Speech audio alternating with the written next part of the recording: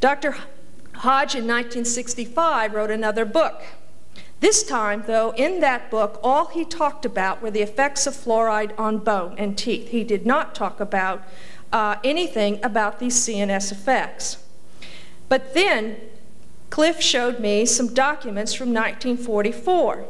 And in this memo, I just want to point out a couple of statements. This memo was marked secret, and no one knew this, and it's dated April of 1944. And I can't hardly read it from here, but it says, it's to Stafford Warren, who was part of the head of the project, and they talk about here that there is clinical evidence to suggest that C616, that's uranium hexafluoride, may have a rather marked central nervous system effect with mental confusion, drowsiness, and lassitude as the conspicuous features. It seems most likely that the fluoride component, rather than the uranium, is the causative factor. They knew in 1944 that it was causing a problem. They go on to say here that it's causing a problem and we are worried about it and we want to do animal experimentation because these, we're afraid that our workers are going to become confused and they're not going to be able to handle working with this stuff. They're going to be a danger to themselves and they're going to be a danger to others. The memo goes on. They set up a budget. They gave money to these people to do the studies in rats that I just did in 1996. They had the budget. It was approved. The Colonel and the Manhattan Project said, yes, go ahead and do it. This office approves that this experimental program can go forward.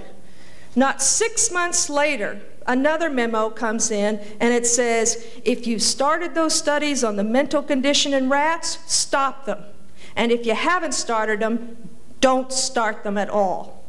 So they knew there was a problem, they stopped it back 50 years ago, and they never did the study, and the studies were never reintroduced into the documents. And you don't see that in the literature today, and that's why you don't see a lot of the dentist who knows the problems with the CNS.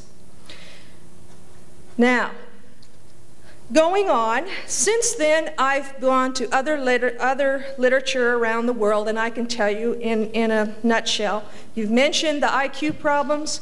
You've mentioned, I can tell you that there's a review that's recently written, as recent as 1994, that says the syndrome that you have if you're exposed looks a lot like the chronic fatigue syndrome.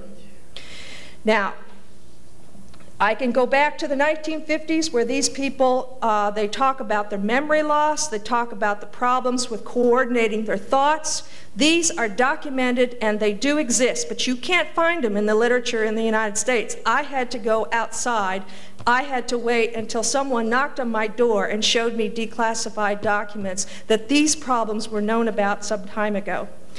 Then I have to go on. I see I'm a little too slow, but one of the last documents I saw that just blew me away, and I said, if I do nothing else, I've got to get out so that the people do have the right to know this. They went out, they had one big accident or a lot of release of the fluoride. The chief pharmacologist, Harold Hodge, that I worked with, went out and he writes a memo about his visit to the site.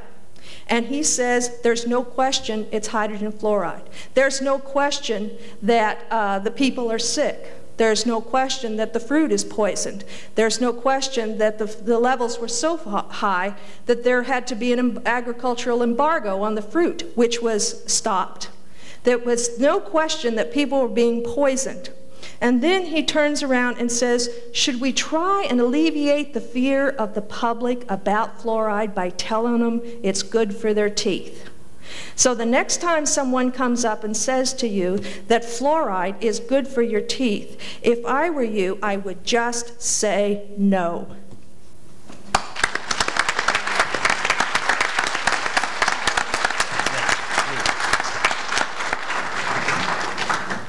Thank you. Dr. Mullenix. Proponents of fluoridation were invited to speak at this Clark University forum so that Worcester citizens could make an informed choice of whether to fluoridate their community. Following a 40-year-old policy of not appearing with opponents of fluoridation where detailed questions of safety and effectiveness are to be addressed, promoters of fluoridation refused to attend, electing instead to rely on statements of denial that any question of harmfulness exists and impugning the character of anyone who presents facts to the contrary. Unfortunately, the general population is highly susceptible to million-dollar sound bites touting the unsubstantiated merits. Ask your public access station to repeat this tape so that others can be informed. An extended version of this tape is also available for VCR viewing, which includes a question and answer segment from this forum. Please assist Citizens for Safe Drinking Water and other organizations around the nation to stop this deadly practice of poisoning our water supply.